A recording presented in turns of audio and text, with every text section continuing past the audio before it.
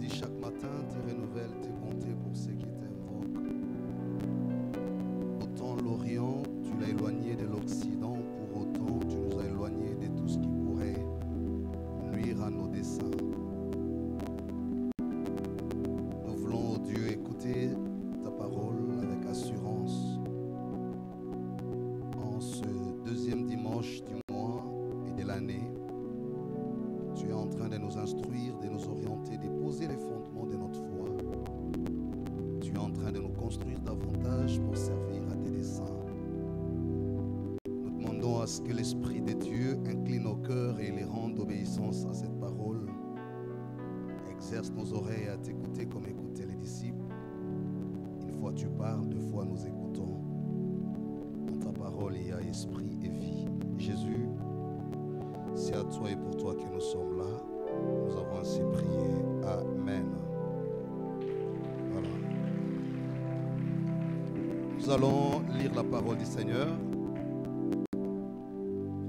Je nous propose la lecture dans le deuxième livre des Rois.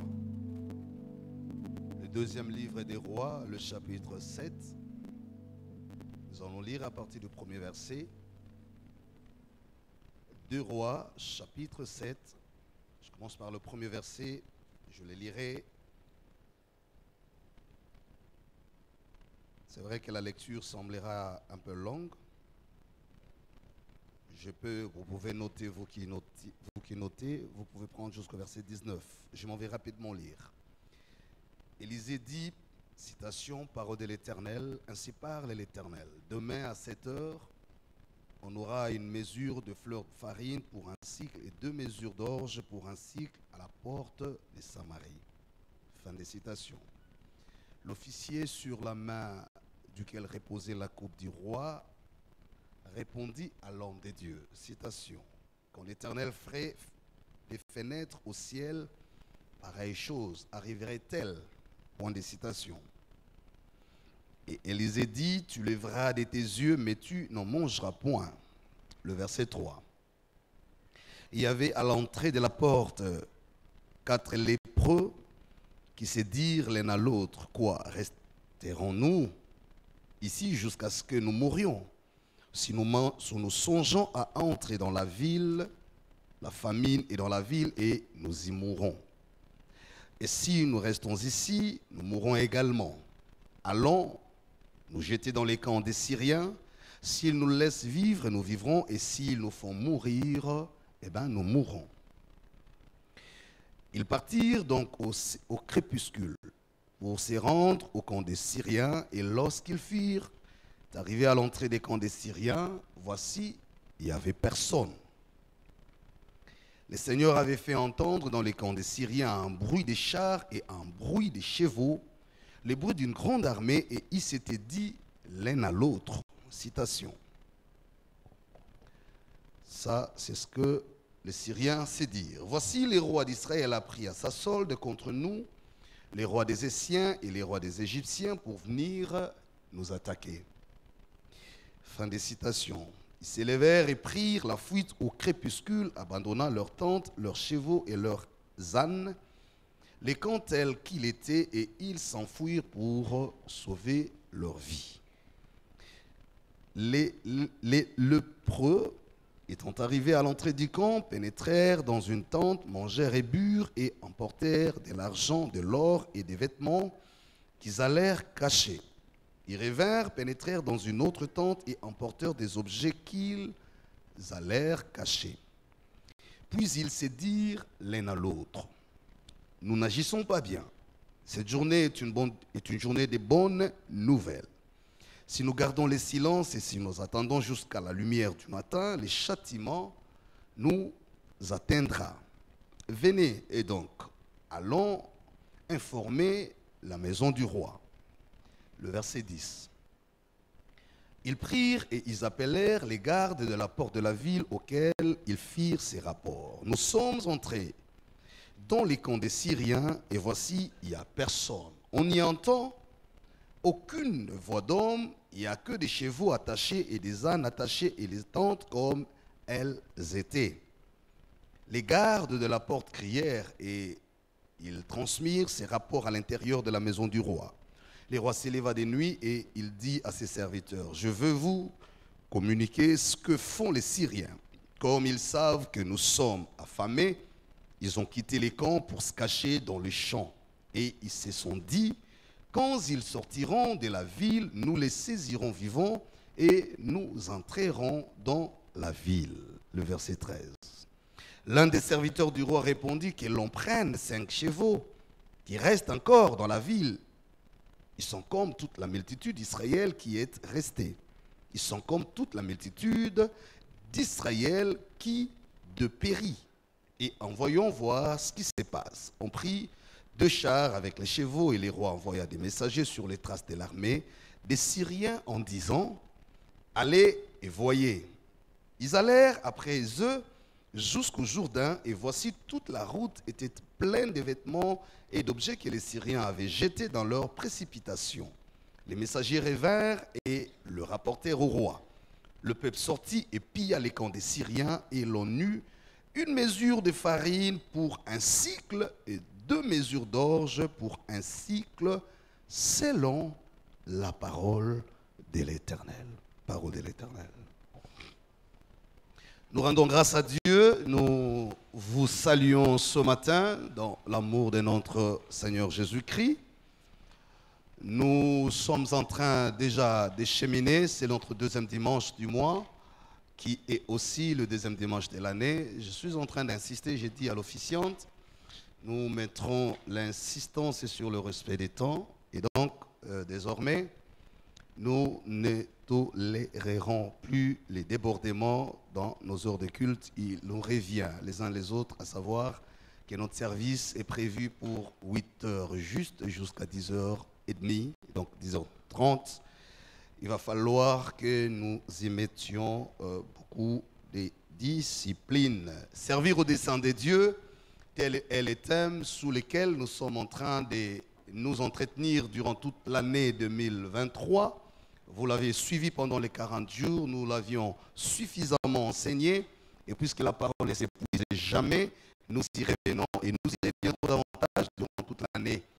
Aujourd'hui, le Seigneur me met à cœur de partager avec nous quelques éléments importants. C'est un message, disais-je, introductif de l'année, puisque nous avons passé des moments très formidables dans la veillée, une veillée de gloire. Le Seigneur nous a beaucoup visités, beaucoup de messages ont été livrés. Nous avons écouté le Seigneur à plusieurs égards et nous estimons aujourd'hui recevoir les grandes orientations. Si nous disons servir au dessein de Dieu, cela signifie simplement que cette année aura l'insistance sur le service. Comme vous le savez, notre Église fonctionne sur la base des 5 objectifs: l'évangélisation, l'adoration, la communion fraternelle, la maturité et le service. Et souvent, il nous revient où il fait que le Saint-Esprit nous communique un objectif particulier sur lequel nous orientons la pensée du Seigneur pour l'année. Et donc, pour cette année, c'est le service qui est mis en exergue en tant qu'objectif. Et le thème, c'est « Veut servir au dessein de Dieu » qui n'est autre chose que se rendre utile dans le plan du Seigneur. Les objectifs que nous avons sur ces thèmes et qui sont rattachés à la pensée de cette année est premièrement rappeler aux uns aux autres l'utilité de leur existence dans le temps. Pourquoi vous êtes là? Pourquoi le Seigneur vous garde en vie? Pourquoi vous êtes homme ou femme? Pourquoi vous avez tel ou tel autre don? Quelle est la raison fondamentale pour laquelle vous êtes là? Et donc cette année nous aidera davantage à illuminer les yeux de nos cœurs, comme dit l'apôtre Paul, que le Seigneur illumine les yeux de vos cœurs pour que vous voyez l'espérance qui s'attache à votre appel. La valeur, la nécessité, l'importance d'un appel n'est pas son aura, n'est pas sa capacité d'agir, mais c'est plutôt la prise de conscience de son être et la capacité de son agir au bénéfice des autres. Si tu as un appel du Seigneur, le plus important est de savoir pourquoi as-tu reçu cet appel et quel est l'objectif pour lequel le Seigneur rattache à cet appel. Le deuxième objectif de ces thèmes durant l'année, après nous rendre conscients de notre utilité dans le plan de Dieu, c'est aussi nous aider à valoriser les talents ou les dons que nous avons reçus du Seigneur. Car don parfait et toute grâce excellente vient du Père d'en haut, chez lequel il y a ni changement, ni ombre, ni variation. Ça suppose quand Dieu confère les dons à l'Église, 1 Corinthiens, les chapitres 12, 13 et suivant les dit, c'est qu'il voudrait renforcer les capacités de sa communauté ou de son Église. C'est pour le perfectionnement des saints, c'est pour l'œuvre du ministère. Et donc les dons ne nous est pas confiés pour notre propre renommée, les dons ne nous est pas non plus confiés pour notre apparaître. Dieu ne nous confère pas les dons pour nous rendre importants, mais il nous confère les dons pour rendre important son nom, pour nous faire jouer un rôle important dans ses desseins. Donc chacun en ce qui les concerne devrait prendre conscience du don ou talent qu'il a reçu du Seigneur. Il n'y a pas un don meilleur ou plus important que les autres. Les talents ou les dons sont un peu à l'image, dit l'apôtre Paul, du corps humain. Chaque partie du corps a sa mission particulière à réaliser pour l'édification commune. Et la troisième des choses, qui est notre troisième objectif de cette année, en rapport avec ces thèmes, c'est de nous montrer l'intérêt qu'il y a de travailler ensemble. Quelqu'un dit, seul on peut bien courir, ou alors vite courir, mais ensemble on peut courir plus loin, ou plus loin. Donc on a intérêt à comprendre que comme Église, comme entité, comme famille, comme nation, nous avons un rôle important à jouer. Et donc nous reviendrons continuellement à ces trois principaux objectifs liés à notre thème. Je l'ai dit déjà pour ceux qui nous prennent des cours, qui n'ont pas eu l'occasion de nous écouter durant les 40 jours de prière, ou ceux qui nous visitent pour la première fois. J'en viens maintenant au texte que je viens de lire. Il s'agit de l'histoire qui se passe en Israël pendant la période dite des rois. Elle était une période caractérisée par la famine et donc la crise. Au point même qu'il arrivait aux hommes de se manger entre eux. Vous savez, il y a eu même une femme qui, à cause de la souffrance, a dû manger. Ils ont passé ces deals pour dire, on mange d'abord mes enfants et après on va manger tes enfants. Donc c'est parmi les rares moments de l'histoire d'Israël où la crise a atteint un niveau incroyable, insupportable. Au point que la crise avait dominé la foi commune ou la foi collective. Vous savez, je l'ai toujours dit, ce qui fait la force d'Israël ou ce qui faisait la force d'Israël biblique, c'est sa foi commune. La foi qui repose sur l'alliance de ses pères, mais aussi la foi qui repose sur l'assurance de sa destinée commune. Peu importe les moments qui pouvaient traverser dans l'histoire, ces deux choses soutenaient inévitablement la nation ou le peuple d'Israël. Un, lorsqu'il s'est rappelé toujours les racines desquelles était rattachée leur vie. Il savait que nous ne sommes pas n'importe quel peuple. Nous sommes issus d'Abraham, et d'Abraham, d'Isaac et de Jacob. Et il s'est rappelé toujours le livre de Genèse, chapitre 12, le verset 1er et 2, où Dieu a fait une promesse ferme. Rajouté au chapitre 15, il insistait que je bénirai ta postérité.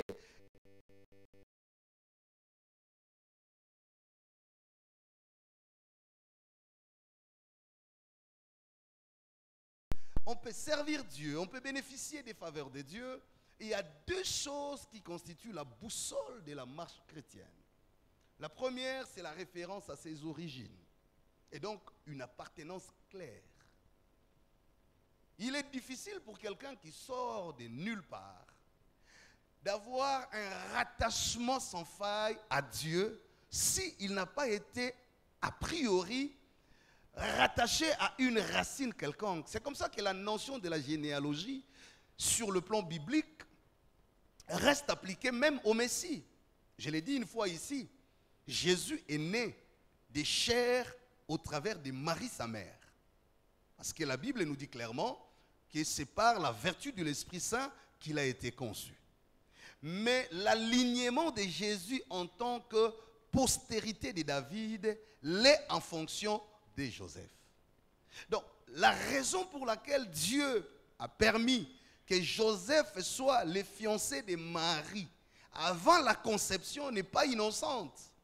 même s'il n'a pas été son père biologique, mais c'est grâce à Joseph que Jésus s'identifie à la lignée de Judas pour enfin accomplir ce qui a été prédit en Genèse chapitre 49, le verset 9 et 10.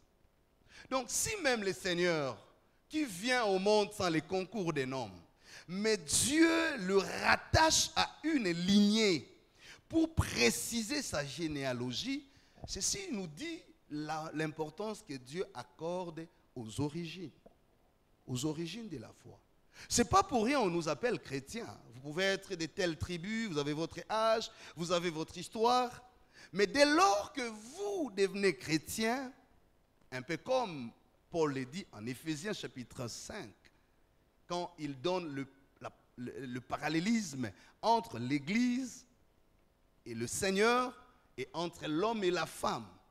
C'est-à-dire quand un homme épouse sa femme, il lui attribue même son nom. Et même la loi congolaise le dit, la femme joint à son nom le nom de son mari. Donc, on fait que l'homme donne même à la femme son nom. Cette image est très importante pour nous montrer la valeur de lien. Et en Christ Jésus, puisque nous sommes épouses comme Église, quand nous devenons chrétiens, Christ nous donne son identité. Voilà pourquoi on t'appelle chrétien et chrétienne. Ce n'est pas pour rien. Ça suppose que tu entres en mariage avec le Seigneur. Et donc, j'ai dit ces choses pour insister sur la valeur des origines. Mais au-delà de l'identité commune qu'on peut avoir comme chrétien, il y a plus profondément l'intérêt de savoir à quelle source tu bois spirituellement. Qui est le Dieu de qui tu es serviteur? Quel type d'alliance il conclut avec toi? Et quelles sont les exigences qui caractérisent cette alliance? J'insiste sur la notion des origines dans la foi. On ne devient pas grand par le plaisir de le devenir ou par le mérite de l'être. Grand ou petit, on le devient en fonction de liens qui déterminent vos origines. Vous lirez toute la tradition biblique, Dieu insiste sur la notion de l'origine. Jésus en son temps, vous lirez les évangiles, pouvait toujours se présenter comme étant le fils d'Abraham. Et il disait à ses contemporains, tel est aussi fils d'Abraham. Si les origines sont très importantes dans la vie chrétienne, la deuxième des choses, c'est la destinée. La destinée n'est autre chose que l'expression des intentions de Dieu pour l'homme. Vous le trouvez en Jérémie chapitre 29, le verset 11. J'aime bien ces référentiels. Quand Dieu dit à Jérémie, avant même que tu ne sois conçu dans les entrailles de ta mère, avant que tu ne sois né, moi je te connaissais et je t'avais établi. C'est-à-dire, le devenir dans la manifestation des humains n'est pas le fait de l'effort humain. Le devenir de l'homme dans la manifestation des humains est le résultat de la volonté conçue par Dieu de manière a priori. Avant même que tu n'ailles à l'université, avant que tu découvres ton genre, ton caractère, ton éducation, avant que tu apprennes à prier et à tout faire en bien pour Dieu, Dieu t'avait déjà connu, Dieu a cru en toi et Dieu a orienté ton parcours en fonction de ce qu'il attend et croit faire avec toi. Donc, dans la notion du destin, il y a la dimension de la foi de Dieu en l'homme. On ne devient pas parce qu'on veut, on devient ce que Dieu croit en soi. Donc, quand il arrive des moments où Dieu ne sait plus s'appuyer sur ta foi pour accomplir en toi ce qu'il a prévu, il s'appuie sur sa propre foi, sur ta vie. Est-ce que je peux le répéter? Parce que j'ai l'impression que certains sont encore en 2022. Je dis ceci. Lorsqu'il arrive que Dieu ne soit plus en mesure de s'appuyer sur ta foi, à toi, en vue d'accomplir ce qu'il veut faire avec toi, il s'appuiera sur sa propre foi en toi, au fin de rester fidèle dans ce qu'il a prévu faire avec toi.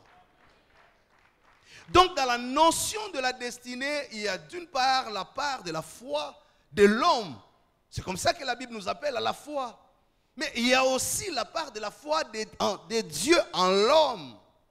C'est que Dieu lui-même croit faire avec l'homme. Et c'est ce qui va m'intéresser aujourd'hui dans le point que je vais très rapidement énumérés pour conclure mon message. Je l'ai dit, il est introductif. C'est un enseignement que je commence. Je vais les continuer tout au long du mois de janvier, Dieu aidant. Et nous allons comprendre les fondements, les valeurs fondamentales de notre foi. Nous allons comprendre l'intérêt qu'il y a dans ce que nous appelons le destin, mais aussi les rôles à jouer. Je revenais tout de suite dans les contextes historiques pour dire l'événement se passe à un moment difficile de l'histoire d'Israël, c'est la crise. La question, c'est comment se comporter à chaque situation de crise. Et pourquoi Dieu autorise certaines situations de crise. Vous savez, très souvent quand nous sommes face à une crise, les sentiments qui se développent en nous et ceux de se questionner souvent sur l'amour de Dieu ou alors sa présence dans nos vies. On a très vite à l'idée que quand Dieu est avec toi, quand Dieu marche avec toi, certaines choses ne savent pas ou ne peuvent pas arriver. Parce qu'on se dit, moi je prie, moi j'aime Dieu, moi je crains Dieu, moi je sers Dieu, moi je donne ceci à Dieu. Et quand on arrive face à une situation de crise, le sentiment c'est que, est-ce que Dieu est là? Est-ce que Dieu m'aime? Est-ce que Dieu voit ou pas? Les uns, le plus faible, se perturbent à ces moments-là. Ils perdent parfois leur foi. Ou alors, ils entrent en confusion. Pire encore, certains recourent à d'autres voies de solutions.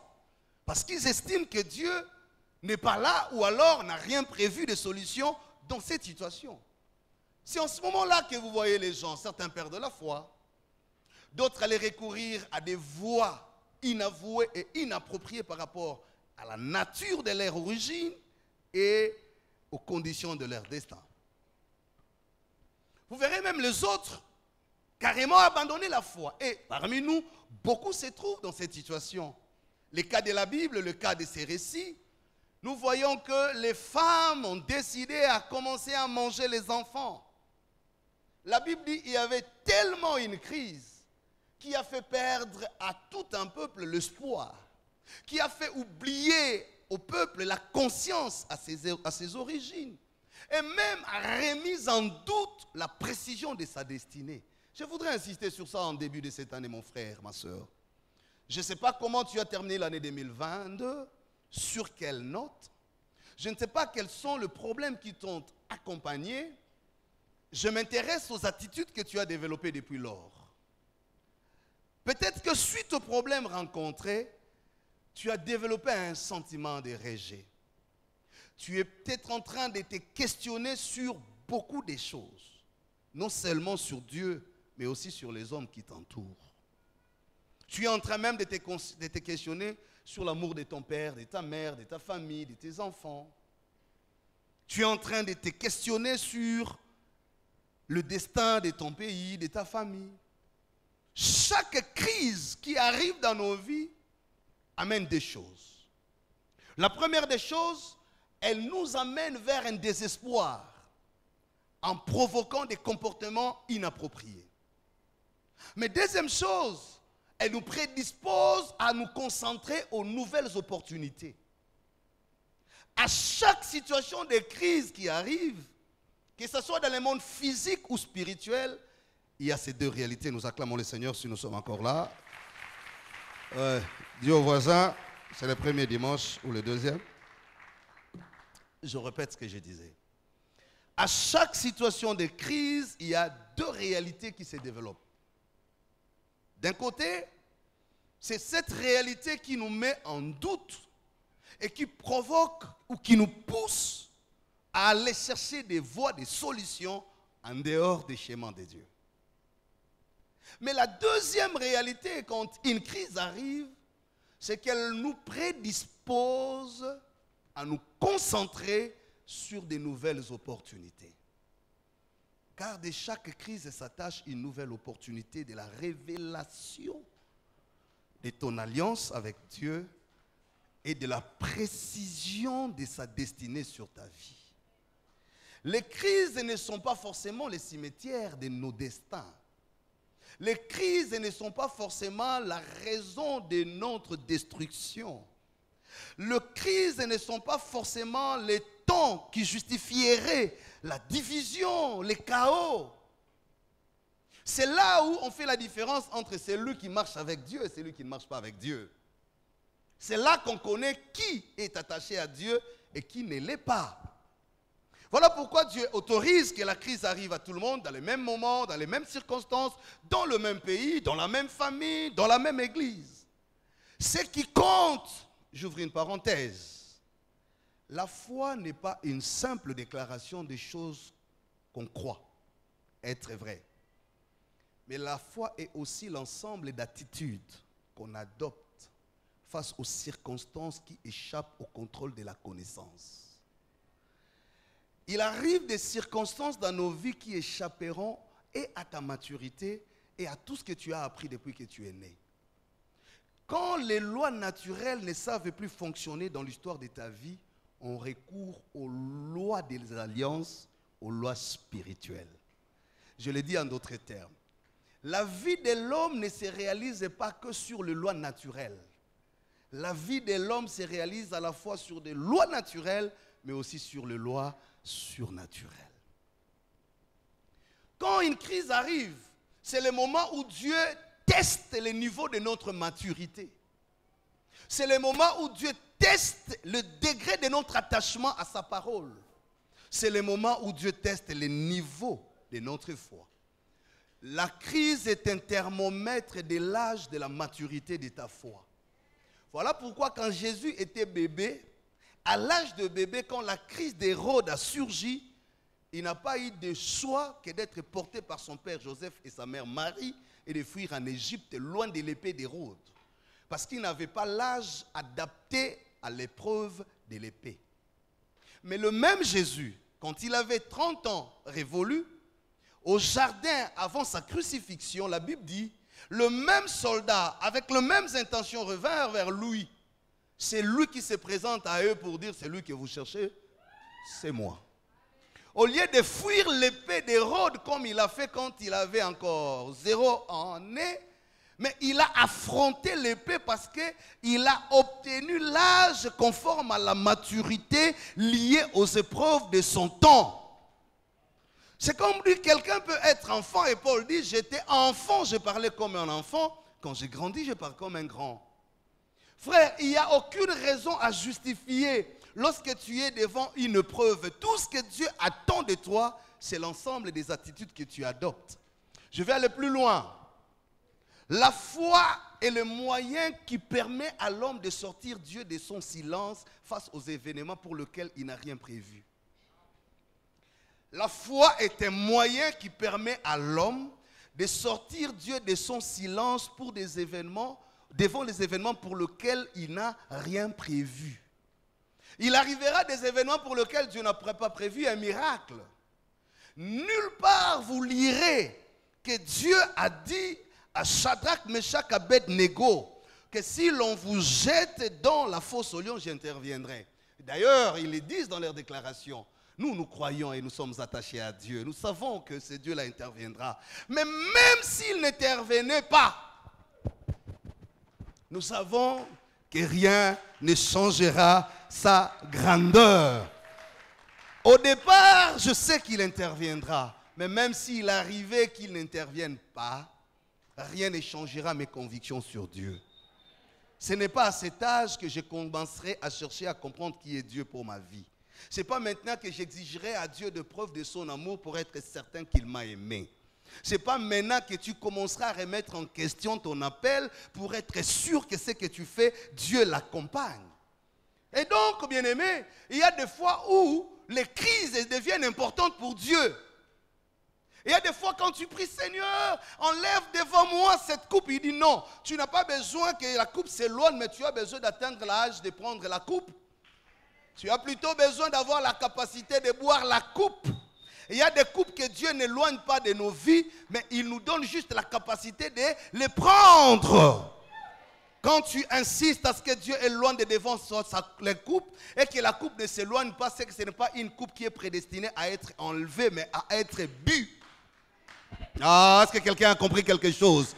Il y a des problèmes, il y a des solutions qui n'arrivent pas parce que Dieu a enlevé la maladie, mais parce qu'il est capable de te maintenir vivant dans la maladie sans que la maladie ait le mandat sur ta vie. Il y a des temps où tu demandes à Dieu, enlève en moi la stérilité, mais Dieu te garde à un moment avec la stérilité, sachant que cette stérilité ne modifie pas la programmation des enfants destinés à la lignée prophétique.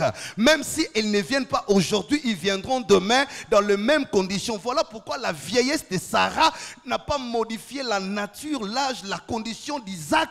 Il a été conçu dans les entrailles d'une vieille femme dépassée 2 fois la ménopause, mais il est né dans les conditions d'un enfant qui serait né d'une femme de 15 ans. Donc même quand la maturité de Sarah, la matrice pouvait rester dans les corps qui vieillissaient, mais la matrice, elle, ne vieillissait pas. Ce que j'aime en Dieu, c'est que quand tu demandes quelque chose et il ne t'exauce pas comme tu l'entends, c'est que l'exaucement se passera par une autre formule. La formule d'exaucement n'est pas liée à ce que toi tu comprends. La formule de l'exaucement est liée par ce que Dieu a prévu. Voilà pourquoi Élisée se lève. On a besoin pour cette année des hommes et des femmes de la trempe d'Élisée, les porteurs de la pensée de Dieu. On a besoin dans des familles qu'il y ait des hommes pareils, des femmes pareilles. Quand tout le monde s'agite, quand tout s'écroule, quand tout le monde fléchit, qui se lève quelqu'un pour dire, je sais ce que Dieu a dit pour 2023. Je sais que ce trouble que vous voyez commencer finira un jour. Je voudrais qu'il y ait des hommes et des femmes de la trempe de Moïse qui diront, les Égyptiens que vous voyez aujourd'hui, vous ne le verrez plus jamais. Je n'ai pas besoin de savoir comment cela arrivera, mais je sais ce que Dieu a dit. Je n'arrêterai pas ma course au milieu de la mer Rouge. Je sais ce que Dieu a dit. Il ne me sort pas d'Égypte pour m'abandonner dans le désert. Je sais ce que Dieu a dit parce que le parcours de ma destinée est la récompense de la consécration de toute une génération. Parce que la pensée de Dieu se résume dans la vie que toi tu portes aujourd'hui. Je voudrais dire à quelqu'un, quand tu as un certain niveau de confiance avec Dieu, même la nature obéira à l'onction de ta destinée. Je prie qu'il y ait des hommes qui vont se lever au Congo pour dire l'année 2023 ne se transformera pas en cimetière pour cette nation. Je crois et je prie que cette année qui s'élève des gens, ne me dis pas moi je ne suis pas prophète, ne me dis pas moi je ne suis pas pasteur, mais tu as la foi, tu as entendu Dieu, tu entends Dieu, qu'il y ait une femme qui se lèvera au milieu de la tempête qui souffle dans sa famille pour dire je sais que demain nous sortirons sains et saufs de cette situation. Il n'y a rien, même quand Dieu permettra que je passe par le feu, aucun brin de mes cheveux ne sera consumé. Même quand je passerai dans le ventre d'un grand poisson, oui, aucun de mes os ne sera brisé. Je voudrais et je prie qu'il y ait ces gens d'hommes et de femmes dans cette église, dans ces pays, dans cette communauté, qui vont se dire, qui vont donner l'autorité à leur déclaration. En fait, quand elle est dit, demain à la même heure, nous mangerons la farine à tel prix, il n'a pas vérifié les niveaux de l'économie. Il n'a pas vérifié les niveaux de la productivité. Il ne s'est pas dit que est-ce que les Nations Unies ont apporté de l'aide ou pas. Ce n'était pas son problème. Il n'a pas besoin de savoir qui le fera et comment. Non. Il sait que le pouvoir de la parole appelle à la création. La Bible dit, tout a été créé par la parole et rien de ce qui a été créé ne l'a été sans elle. Je prie et je déclare sur quelqu'un, ta parole de la foi a le pouvoir d'appeler à l'existence des choses comme si elles avaient déjà existé. Jésus dit, si quelqu'un a la foi et dit à une des montagnes, ôte-toi d'ici et jette-toi dans la mer. En fait, Jésus nous dit, la montagne a des oreilles. Elle écoutera, elle se déplacera, elle exécutera. Eh bien, si la montagne peut écouter, a fortiori une maladie, a fortiori des démons, a fortiori des maris de nuit, a fortiori des troubles qui s'élèvent dans ta famille, mon frère, tu es en train d'échouer avec ce qui donne la réussite. Il y a des gens qui peuvent échouer, on les comprendra, parce qu'ils n'ont pas écouté Dieu, parce qu'ils n'ont pas la racine de Dieu, Dieu parce qu'ils n'ont pas l'avenir avec Dieu. Mais ma soeur, toi, tu n'as pas raison d'échouer avec ce qui a rendu les autres grands. Le problème, c'est comment tu utilises ce que tu as reçu. La même robe que Jésus portait, les uns l'ont tirée au sort pour s'amuser avec elle, mais une femme de l'histoire de la Bible a compris que dans la robe de Jésus s'attachait la clinique mobile. Au lieu de toucher la robe pour en tirer au sort, elle a dit, si je touche le pan de la robe de ce Seigneur, la perte de mon sang s'arrêtera. La robe était la même, mais l'utilisation produisait les effets différemment. On a le même nom de Jésus, on a la même parole que nous écoutons, on a la même Bible que nous lisons, on a le même temps de prière, on a le même temps de venir au culte, mais nous ne recevons pas les choses de la même manière. Je prie que tu comprennes que ce que Dieu ne t'a pas donné, c'est ce qui se trouve en toi. Dans ta grâce se cache l'exaucement de ton parcours. Moïse a compris le principe. Quand il est devant la mer Rouge, il regarde devant, il n'y a pas de route. Il regarde derrière, il y a l'armée de Pharaon. Il regarde au ciel, il y a Dieu. Et quand il regarde à Dieu, il veut poser le problème. Dieu lui dit, ne m'invoque pas. Ce que tu me demandes, je l'ai caché dans ton bâton. Lève simplement les bâtons et tu verras l'eau se séparer en deux. C'est alors qu'il leva le bâton. Je dis à quelqu'un, ne regarde pas au ciel pendant que Dieu a mis la chose en toi. Ce n'est pas en dehors de toi, c'est en toi. C'est le même ventre que tu as. Ce sont les mêmes entrailles là. Aujourd'hui présentées comme les entrailles de la stérile, demain elles seront présentées comme les entrailles de la mère des triplés, de la mère des doubles, de la mère de la progéniture. C'est le même enfant là que tu vois aujourd'hui, mon frère, qui donne l'impression de ne pas être important. C'est par lui que l'Éternel passera pour exaucer ta famille. Je bénis Élisée. Élisée était là comme un homme de foi. Soit un homme de foi, soit une femme de foi, que rien n'ébranle ta foi. Il s'élèvera de problèmes, il se multipliera des situations. Quand tout s'écroulera, que ta foi ne s'écroule pas. Ne regarde pas à la taille du problème devant toi, regarde à la grandeur de ces dieux qui t'accompagnent. Dis-toi, ces Égyptiens que je vois aujourd'hui, ceux qui me font pleurer aujourd'hui, je ne les verrai plus jamais. Parce que si Goliath était plus élancé que David, il n'était pas plus élancé que Dieu. Et ce que j'aime, c'est quoi? Si Goliath est tombé, ce n'est pas parce que la pierre l'a touché derrière. La pierre l'a touché devant. Mais quelqu'un a dit, au lieu de tomber devant, il est tombé derrière. C'est qu'en réalité, non, au lieu de tomber derrière, il est tombé devant, alors que la pierre a touché le front. En réalité, le vrai coup que Goliath a reçu n'était pas le coup de la pierre. Parce que la pierre devait le faire tomber par derrière, mais il est tombé devant parce que le vrai coup qu'il a reçu était le coup invisible qu'il a reçu à partir du derrière. Je dis à quelqu'un, tu utiliseras l'arme la plus faible, mais les effets seront semblables. Ah, quelqu'un commence à comprendre quelque chose. Ça paraîtra faible aux yeux des hommes. Ça paraîtra faible. Une simple déclaration, une simple confession de foi. Les gens peuvent s'en moquer, les gens peuvent rigoler. Mais toi qui sais où tu te tiens, sur quoi tu t'appuies et à quelle découpe tu as bu dans ton alliance avec Dieu, tu diras ces choses.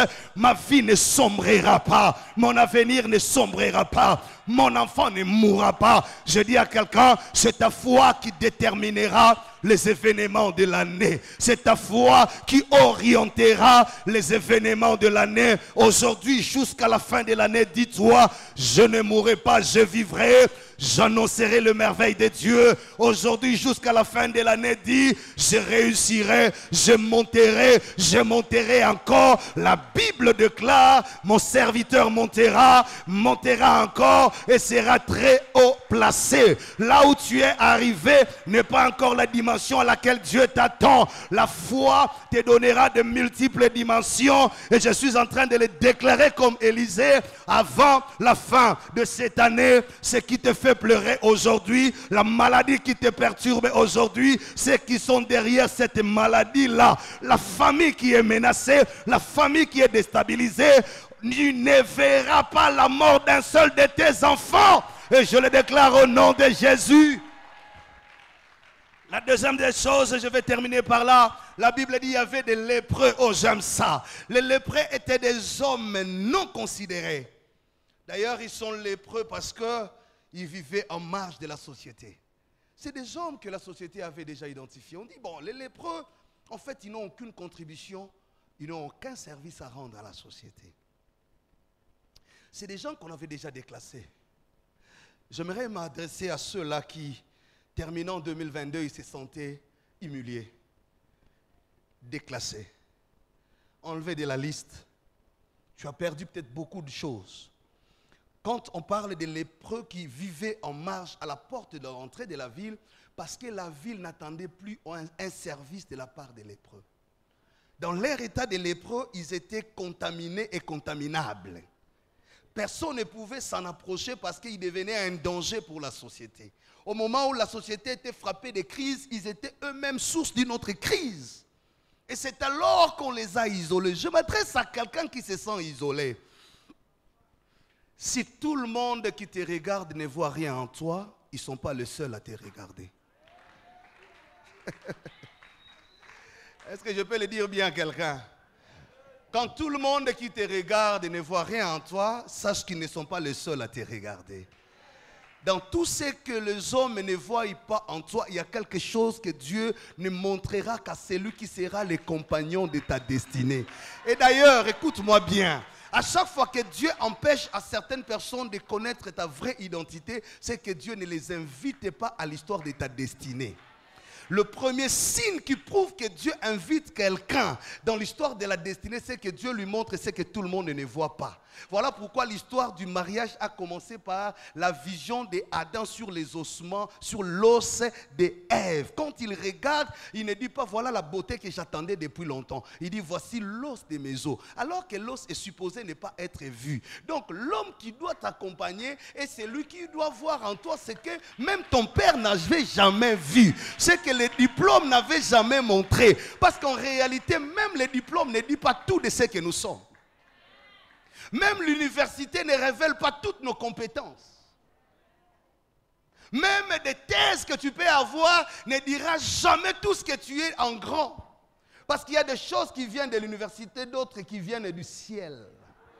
Même le père ou la mère qui t'a engendré peut ne pas tout connaître de toi. Et d'ailleurs, chaque révélation de l'homme dans les temps a toujours les limites dans ce que les hommes croient. Même Jésus, quand il est révélé, pour la première fois, il apparaît comme un bébé. Et quand Hérode le cherche, il ne cherche pas un roi, mais un bébé. Quand on le révèle à l'âge de 12 ans, c'est comme un enfant qui est perdu du contrôle de ses parents. Mais quand il se révèle à l'âge de 30 ans, il se révèle comme l'agneau de Dieu qui vient ôter le péché du monde. Donc le même Jésus n'a pas eu la même révélation dans toute l'histoire de sa vie. Mais ce que j'aime, quand il se révèle dans le tombeau, il ne se révèle plus comme celui qui a guéri, mais celui qui est capable de vaincre la mort. Et quand il sort du tombeau, il ne se révèle plus comme le fils de Marie, parce que Marie a voulu le toucher. Il dit, ne me touche pas, parce que là, je ne me révèle plus comme le fils de Marie, mais comme le Seigneur de gloire. Et quand il monte au ciel, il ne se révèle plus comme l'ami de Pierre, de Jacques et de Jean, mais comme celui qui va s'asseoir sur le trône. Et quand Apocalypse le révèle, ce n'est plus avec l'habit que Marie lui a donné, mais la Bible dit, il est revêtu de gloire, il est revêtu de manteaux, il est entouré des éclats, il est assis sur le trône. Et même Marie, quand elle lit Apocalypse, elle comprend que ce n'est pas l'enfant qu'elle a porté dans ses entrailles. Je déclare au nom de Jésus, 2023 offrira plusieurs dimensions de révélation de ta vie. Ce que les hommes ont vu en toi n'est pas le tout de ce que tu es. Ce n'était qu'une fine partie de toi qui ne disait pas la totalité de ce que tu es en réalité. Ma prière qu'en 2023, que chaque jour qui se passera, quiconque te rencontrera dise, c'est quel type de femme, c'est quel type d'homme, c'est quel type de serviteur. Même moi, je ne l'ai pas pensé. Je bénis les lépreux. À chaque fois que la société t'éloigne d'elle, c'est que Dieu t'approche t'approches de lui. Je dis à quelqu'un, l'humiliation des hommes est souvent le moment de la retraite pour la formation de la destinée. Quand les hommes te rejettent, t'éloignent d'eux, c'est que Dieu t'invite de t'approcher de lui. Il y a des moments où Dieu ne veut pas que ta vie soit accompagnée par tout le monde. À chaque fois que tu sens que la famille ne veut plus de toi, c'est que Dieu te réclame. À chaque fois que tu sens que le mari ne veut plus de toi, c'est que Dieu te réclame. À chaque fois que tu vois que la société ne veut plus de toi, c'est que Dieu te réclame. Fais toujours du rejet des hommes la retraite de la préparation de ta destinée. Voilà pourquoi Jephthé, quand la maison de son père l'a rejeté, il s'est retiré dans la ville de Tob. C'est là où il est allé se préparer pour se rendre utile à la société au-delà des capacités que la maison de son père avait connues de lui. Quand Joseph a été vendu, il s'est concentré dans la maison de Potiphar pour faire fonctionner l'onction de sa destinée et influencer Égypte par l'interprétation de ses songes. Frère, même si on t'a vendu, même si on t'a rejeté, femme, même si on t'a repoussé dans le mariage, ce n'est pas encore ça le chèque. Dieu te rendra encore utile dans ses desseins. Arrête de pleurer quand tout s'écroule dans ta vie. Quand tout tombe, il y a toujours quelque chose qui reste. La Bible déclare, le faible reste qui demeurera de la maison d'Israël aura des racines en bas et portera des fruits en haut. Ce que j'aime en Dieu, le tout peut reprendre à partir du reste qui reste dans le reste de ta vie. Oh, j'ai dit à quelqu'un, le tout peut reprendre à partir du reste qui reste dans le reste du reste de ta vie. On ne prendra pas tout de ta vie. Même les ossements d'Élisée a accompli les derniers miracles qui étaient prévus dans le parcours de son onction. Il y a des miracles qu'il a fait quand il était vivant. Le dernier miracle, c'était dans les tombeaux, quand les cadavres avaient touché le tombeau et les ossements ont opéré. Le dernier miracle de Jésus, c'est quand il était à la croix, que les rideaux du temple étaient déchirés. Frère, même dans les moments où plus personne ne croira à quelque chose, le dernier miracle de Samson, c'est quand il avait perdu et ses cheveux et ses yeux. Quand on ne les comptait plus sur la liste des héros, c'est alors qu'il a fait le plus grand et dernier miracle de sa vie. Je bénis ta vie pour dire, il y a encore des choses qui restent. Oh, tu es de la race des lépreux. Ne te décourage pas. Reconcentre-toi. Connecte-toi à l'alliance de l'année, connecte-toi à la promesse de l'année.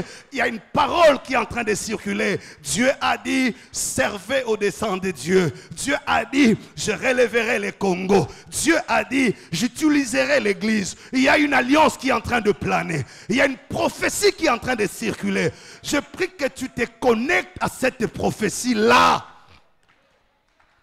Ne cherchez pas à multiplier des relations avec des hommes, avec des femmes. La meilleure relation à multiplier cette année, c'est avec Dieu. Connecte-toi à cette alliance. Même quand tu seras seul, ne te détache pas de cette alliance avec Dieu cette année. Je l'ai dit et je le confirme. Cette année, Dieu utilisera son église pour le salut de notre nation. Je ne sais pas cela passera par qui. Peut-être que par toi, peut-être par ton voisin. Dieu ne m'a pas donné un nom, mais je sais qu'il y a une parole prophétique qui plante sur le Congo. Le salut du Congo est arrivé. Le salut de ta famille est arrivé. Il y a une parole prophétique qui ne dépend ni de toi, ni de ta force, ni de ton offrande, ni de ta dîme. Mais c'est ce que Dieu a prévu pour le dessein du Congo. C'est ce que Dieu a prévu pour le dessein de ta famille. Et cette parole est en train de circuler. Il y a quelqu'un qui doit se connecter seulement à l'onction de cette alliance. Je ne sais pas, tu veux être quel type de mari, quel type de femme, quel type de travailleur, quel type de fonctionnaire, quel type de militaire, quel type de politicien. Tu veux être candidat, je ne sais pas. Tu veux faire quoi, je ne sais pas. Mais moi, je sais, Dieu a dit, le salut ne viendra ni de l'Orient, ni de l'Occident. Moi, je sais, Dieu m'a dit, le salut de la nation Congo passera par mon église. Mon église, là, c'est qui? Peut-être que c'est toi, peut-être que c'est l'autre. Mais c'est que je te demande, s'il S'il te plaît, connecte-toi à cette parole. Commence à en faire tienne. Commence à croire en cela. Dis-toi, c'est moi qui relèverai le défi de ma famille. Je ne suis pas là dans ma famille inutilement. Dieu savait qu'il y aura cette crise dans ma famille et Dieu a confiance en moi. Même si moi-même j'ai perdu confiance en moi, mais Dieu, j'utiliserai ta confiance en moi. Je n'ai plus besoin d'utiliser ma confiance, mais j'utiliserai ta confiance en moi. Les lépreux regardaient, ils se disaient, ah, mais si nous avançons, nous mourrons. Si nous reculons, nous mourrons aussi. Là, chez nous, il y a la famine. En Syrie, il y a les ennemis. Mais que faire? Entre reprendre les mêmes erreurs de tous les temps, entre reprendre le même souci de tous les jours, entre reprendre les mêmes accusations, les mêmes justifications, et oser aller à de nouvelles choses. Si les autres années, tu as utilisé la justification, tu es là pour te justifier, tu es là pour accuser, tu es là pour te plaindre, tu es là pour pleurer, tu es là, non, non, non, non, non. Je prie, je demande, je prie, j'exauce, je demande à quelqu'un, utilise une nouvelle formule. Ne fais plus ce que tu as toujours fait et ce qui t'a toujours humilié. Quand tu vas raconter à tout le monde de tes problèmes, qui a déjà donné solution à tes problèmes depuis que tu les as racontés? Quand tu vas murmurer dans les oreilles de tout le monde, qui de tous ceux à qui tu es allé raconter a pu apporter la solution? Quand tu te fais des soucis là, tu refuses de manger, au lieu même de jeûner, mais tu perds l'appétit à cause des soucis. Depuis que tu fais ça, quelle solution as-tu déjà obtenue? Depuis que tu as commencé à te plaindre sur la maladie de ton enfant, as-tu déjà apporté quelle guérison? Je te prie, s'il te plaît, de changer la formule cette année. Depuis que tu as faussé les fiançailles, depuis que tu t'es battu par ta beauté, par tes relations, qui est cet homme qui t'a accepté et t'a pris en mariage? Abandonne les vieilles formules. Abandonne les vieilles formules. Depuis que tu es là à te lamenter, qu'as-tu déjà changé de ta vie? Rien. Les lépreux disaient, chez nous il y a la faim. Si nous y rentrons, il y a la faim. Mais il y a quelque chose qu'on n'a jamais fait dans notre vie. Il y a quelque chose qu'on n'a jamais fait, on n'a jamais osé. C'est qu'on n'a jamais osé affronter les camps des Syriens. On sait qu'ils vont nous tuer. Mais ce qu'on n'a jamais fait, c'est qu'on n'a jamais donné l'occasion à notre foi d'exercer, c'est affronter le camp des Syriens. Cette année, nous affronterons de nouveaux défis. Les gens diront, ils sont malades. Les gens diront, ils sont fous. Les gens se moqueront de vous. Frère, quand Bartimée a décidé de crier à Jésus, personne ne l'a compris et personne ne l'a soutenu. Tous ceux qui l'entouraient voulaient les taire. Mais la Bible dit, plus on les taisait, plus ils criaient fort. Personne n'a une vision précise de ta destinée que ce que Dieu te montre toi-même. Tu es toi-même le premier prophète de ta vie.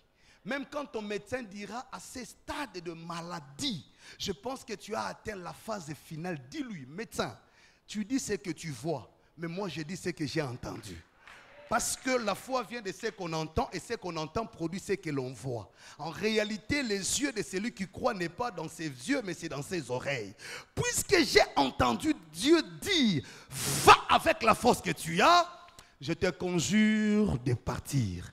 Lève-toi. S'il faut commencer les études, reprends les études. Ne questionne pas qui payera le frais. Si tu veux commencer une affaire, même si tu as un faible capital, cette année, lève-toi, va. Même si tu veux commencer quelque chose, un projet pour lequel tu n'as pas réuni tout le moyen, je te l'ai dit, si ta foi ne t'a pas encore présenté comme un fou, c'est qu'elle n'est pas encore une foi. C'est qu'elle n'est qu'une expression de volonté. La foi n'est pas une expression de volonté. La foi est une capacité qui crée et qui amène à l'existence des choses qui n'avaient jamais existé. Des choses auxquelles ni ton père, ni ta mère, ni tes ancêtres ont cru.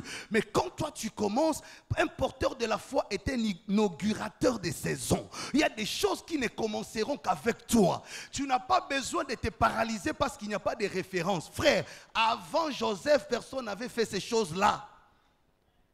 La Bible est un livre qui nous présente les hommes que Dieu a honorés. et les femmes que Dieu a respectées. Tu n'as pas besoin que ton père commence ce que tu es censé faire. Oui, tu es né de ton père, mais tu n'es pas le produit de la volonté de ton père. Tu es le produit de la volonté de Dieu. Même lui-même, ton père ne maîtrise pas les contours de ta destinée. La foi te fera toujours un être compliqué, comme un vent. Quand tu viens, on sait d'où il vient et où il va. Et j'ai fini par là, les lépreux ont dit...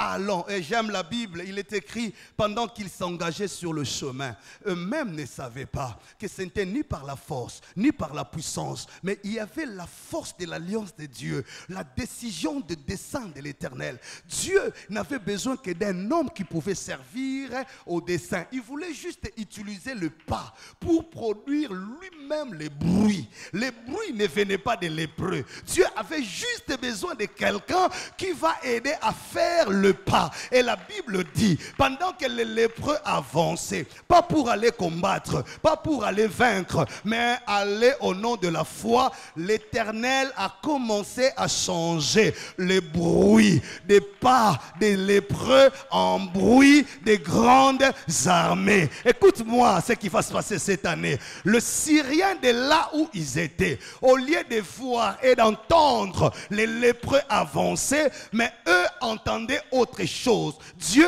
a modifié la codification de leur écoute. Au lieu d'écouter les pas des hommes, mais ils ont commencé à écouter le pas de l'armée des Égyptiens qui était la grande armée. Et bango moko babandi kokanga bisaka moko moko. Ils se sont dit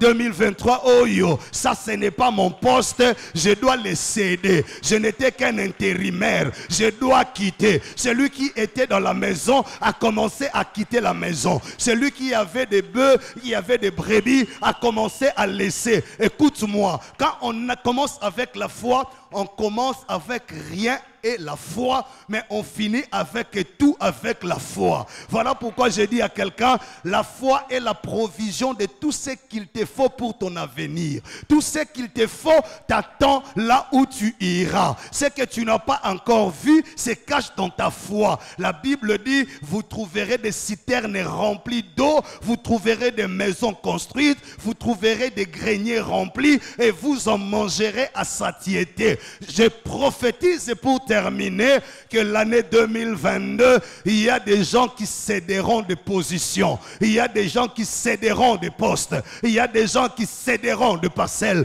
Il y a des gens qui céderont les quartiers. Il y a des gens qui céderont sur la liste parce que ceux qui sont appelés selon les desseins de Dieu vont les occuper pour le salut de toute la nation. Que tu dises amen ou amen, c'est pas mon affaire.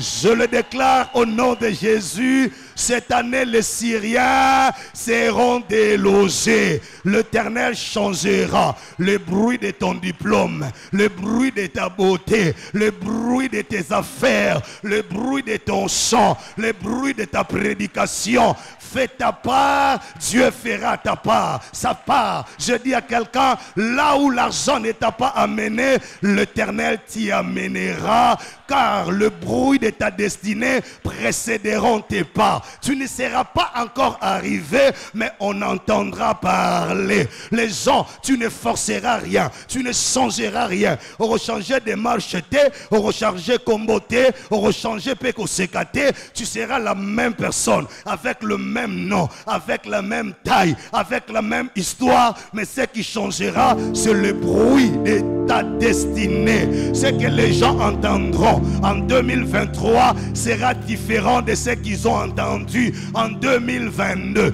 Les gens savaient que c'était le bruit des lépreux, mais en 2023, ce n'était plus le bruit des lépreux, c'était devenu le bruit de la grande armée. Je dis à quelqu'un, avec le bruit à moi na étiqué, avec le bruit à moi si à combat, avec le bruit à moi si à balakate, avec le bruit à moto maladie, avec le bruit à moto zanga, batanga yo na ba bruit à moto tangate. Mais je prophétise au nom de Jésus, Dieu changera le bruit de ta vie. Quand tu te présenteras, avant même que tu n'ouvres la bouche, tu constateras déjà une décision. On te dira, il y a une ordonnance qui est en train d'être signée. On a vu ce que tu as fait. Tu vas te poser la question, quand est-ce que vous m'avez vu? Qui vous a parlé de moi? Comment vous avez su ça? D'ailleurs, moi je sais, on a toujours dit que je suis maladif, mais eux te diront non, non, non, non.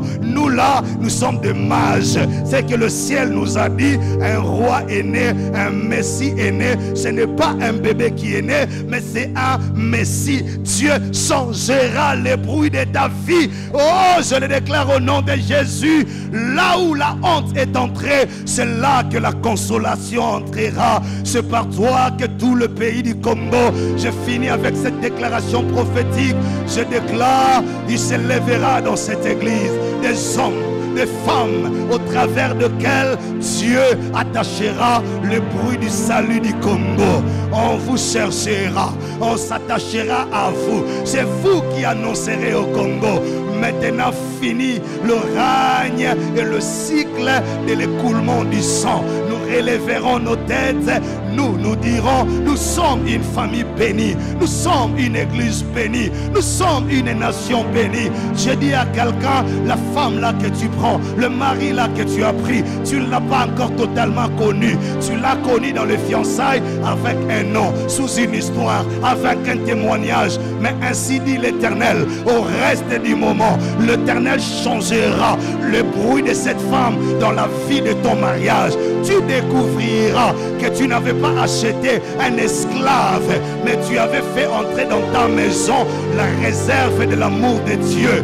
Lorsque Potiphar a acheté Joseph, il avait acheté un colis, il avait acheté un esclave qui n'avait ni tunique, ni parents, ni histoire. Mais quand il a fait entrer dans sa maison, la Bible déclare, la maison de Potiphar commença à prospérer, au point que Potiphar s'est rendu compte, ce garçon a un autre bruit dans sa vie. Il lui confia la gestion de tous ses biens. Je parle comme prophète de Dieu. Il y a des gens que tu rencontreras en 2023 sous une étiquette, avec un nom, dans une circonstance quelconque. Tu ne sauras jamais le vrai bruit de leur destinée. Quand tu le verras, voilà pourquoi la Bible dit, il s'est relevé, il s'est levé comme une faible plante, comme un rejeton qui sort d'une terre desséchée. Il n'avait ni beauté ni éclat. Quiconque le regardait n'était pas attiré par lui. Cependant, c'est lui qui devrait sauver l'humanité. Je dis à quelqu'un, Dieu provoquera des rencontres en 2023. Tu rencontreras des gens, apparemment, ils n'auront rien à impressionner. Apparemment, ils n'auront rien à te donner. Mais quand ils entreront dans ta vie, Dieu changera les bruits de leur vie dans ta vie. Je dis à quelqu'un, Dieu t'introduira dans certains milieux. Quand tu iras, personne ne connaîtra la vraie vérité de ta destinée. On te comparera à ton passé, à ton histoire, au nom de ta famille, au niveau de ton diplôme. Mais quand tu entreras, la grâce qui était sur Joseph sera aussi sur toi. Tu changeras l'atmosphère de cette entreprise-là. Tu changeras l'atmosphère de cette boîte-là. La Bible dit, tout ce que Potiphar faisait, lui réussissait grâce à la présence de David, grâce à la présence de Joseph, pardon. Joseph a changé l'atmosphère de la maison de Potiphar. Femme, l'homme qui te prendra en mariage, oui, il sera homme, il aura tout ce qu'il aura. Mais quand tu mettras tes pieds dans sa maison, tu changeras l'atmosphère. Il y a des endroits où son père ne pouvait pas l'amener. Il y a des endroits où son diplôme ne pouvait jamais l'amener. Mais ta grâce modifiera les données de sa destinée. Je suis en train de prophétiser. Il y a des enfants qui naîtront dans des familles. Oui, quand ils viendront, on ne saura pas que ce sont les porteurs du salut du Congo. vous aurez l'impression d'avoir un bébé, mais au fond d'eux, c'est le serviteur des desseins de Dieu. Je suis en train de parler comme prophète de Dieu. L'Éternel valorisera le talent que tu as et que tu es. Personne ne t'a bien connu. Même ton père n'a gardé que le souvenir de ton enfance. Personne n'a l'assurance de ta destinée. Quand il t'appelle Gédéon. Mais quand Dieu t'appellera en 2023, il dira vaillant héros. Il ne t'appellera pas par le nom de ton père qui a fait de toi les boulangers de la maison, mais Dieu t'appellera par le nom de ta destinée qui fait de toi les libérateurs du peuple. Ne crains rien, ne pleure pas, c'est toi qui es le porteur des saisons. Il y a des gens qui n'attendront pas la saison, mais qui amèneront la saison de l'Éternel sur le terrain de leur prédilection. La croix a un rôle dans notre vie. Il arrive des moments où il faut être à la croix, il faut pleurer, il faut saigner, il faut couler, il faut perdre la dignité, il faut perdre l'honneur, il faut perdre la crédibilité. Mais viendra le tombeau, les lieux de la démonstration de la fidélité de Dieu. Il n'y aura ni quelqu'un pour t'assister, mais la Bible dit, la terre a commencé à trembler, parce que celui qui était dans le tombeau était l'intérêt du salut de l'humanité. Tu n'auras pas besoin de l'assistance dans ce que Dieu fera en 2023, mais ta destinée est tellement forte, elle secouera, elle roulera la pierre et tu y sortiras, tu reviendras sur la scène de l'histoire. Je parle d'une femme qu'on a déjà oubliée. Un fiancé s'est moqué de toi, il a fait ce qu'il a fait, il est parti, il a raconté sur toi, il pense que tu as été enterré. Ainsi dit l'Éternel, parole du Seigneur, le Seigneur te remettra sur la scène en 2023. Il ne mourra pas cet homme-là, il doit attendre, il verra à quoi est-ce que Dieu t'a préservé depuis longtemps et comment tu es très utile dans le plan de Dieu. Tu es comme la prunelle de l'œil de l'Éternel. La Bible dit, je livrai de peuple à votre place, je sacrifiais des nations pour vous, car vous avez du prix à mes yeux. Il a autorisé que Hérode tue les enfants, mais jamais touché au bébé Jésus. Il a permis à Pharaon de tuer les enfants, mais jamais touché sur le bébé Moïse.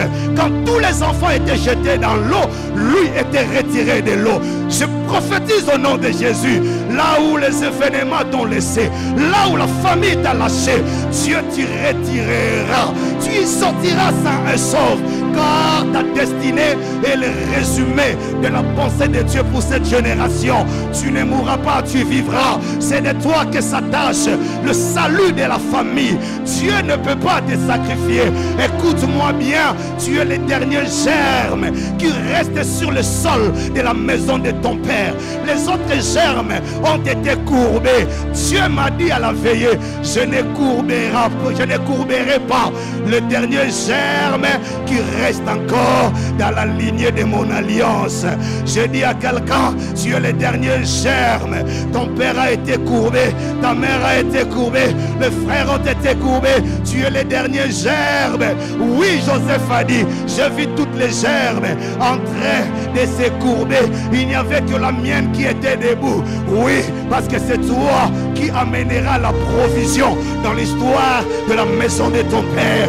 Toi, tu ne t'inclineras pas, même quand le diable le voudra, même quand il te cherchera, même quand il te touchera, même quand il t'atteindra. Ainsi dit Dieu, parole de l'Éternel, il se lèvera la main du Très-Haut, qui te donnera les deux ailes du grand aigle. Tu prendras de l'envol cette année, tu monteras plus haut que la tentation, tu monteras plus haut que l'épreuve, car le bruit de ta vie changera l'atmosphère du Congo. Ta grâce est précieuse, ton alliance est rare.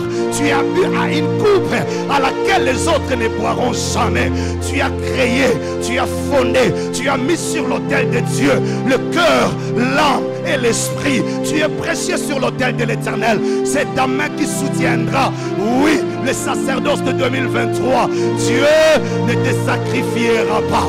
Il y aura un chambardement, il y aura un renouvellement de l'ordre et Dieu replacera chacun à sa place et l'on saura que l'Éternel Dieu est fidèle. Il est fidèle quand les hommes deviennent infidèles. Il est fidèle quand plus personne croit en toi. Il est fidèle même quand plus personne n'espère en quelque chose. Lève-toi. Lève-toi. Lève-toi, j'ai fini. Lève-toi.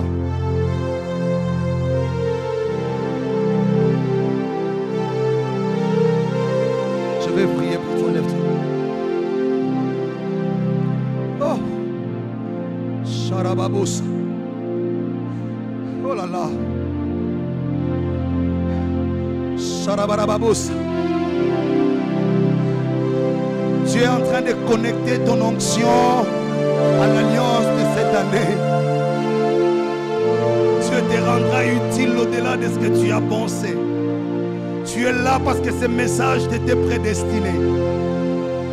Tu es là parce que c'est toi avec qui Dieu veut agir. Tu es là parce que c'est par toi que Dieu veut entrer. Dieu connecte ta grâce à l'alliance de cette année. Tu serviras au dessein de Dieu. C'est toi qui changeras de saison.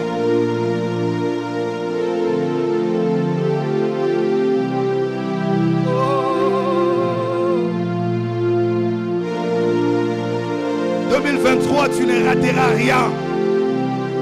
Ce que Dieu te demande, c'est de rester attaché à lui, aux origines, et à avoir foi en lui sur ton destin. Reste calme, je vais clôturer. Parce qu'on doit rester dans les temps. Reste calme. Reste calme.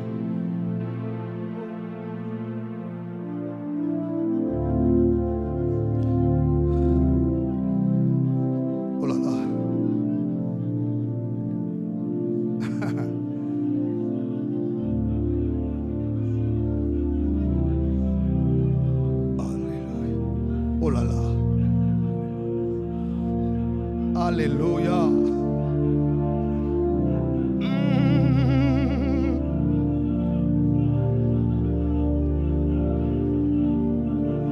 Tu es en train de connecter ton onction à l'alliance.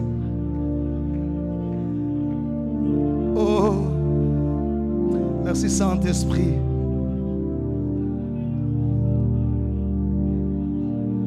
Tu étais un lépreux, un non aligné. Tu serviras au dessein de Dieu. Allez, restez calme. On arrête la musique. On aura tout le temps. Restez calme.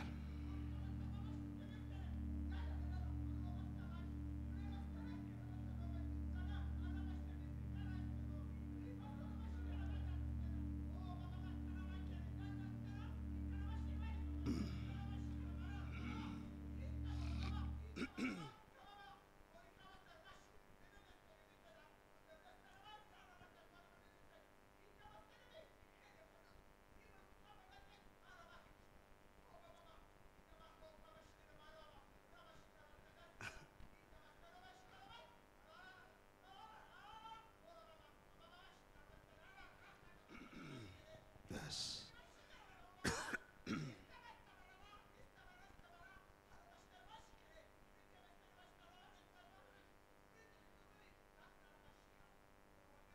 Merci.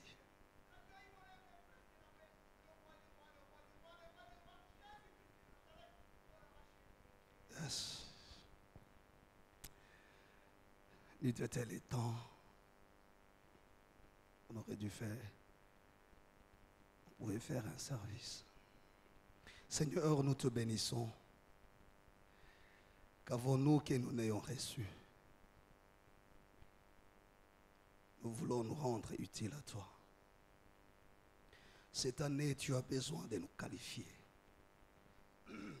Tu as pris tout le temps d'investir en nous, de nous forger, de nous tailler, de nous briser, de nous tremper dans la honte comme dans la réussite. Tu as équilibré notre existence. Le moment est arrivé, car les rendez-vous du destin est fixé. Je prie que ton onction soit connectée à l'onction de chacun qu'il a reçu de toi. La Bible dit, le Saint-Esprit rend témoignage à notre esprit que nous sommes enfants de Dieu. Rends-nous sensibles et attentifs aux faits et gestes. La saison n'est plus la même. Donnez-nous l'éducation et la discipline du temps. Forge-nous et ne laisse pas l'ennemi venir nous distraire. Garde ton peuple. Cette église, tu l'as établie avec une alliance étatique. Les hommes, les femmes d'ici seront lancés comme des flèches au sommet de cette nation. Tu les déployeras comme une armée. Certains sortiront des frontières, car tu partiras de la restauration des Sion à partir de l'autel bâti à ton nom. Nous te bénissons et nous t'acclamons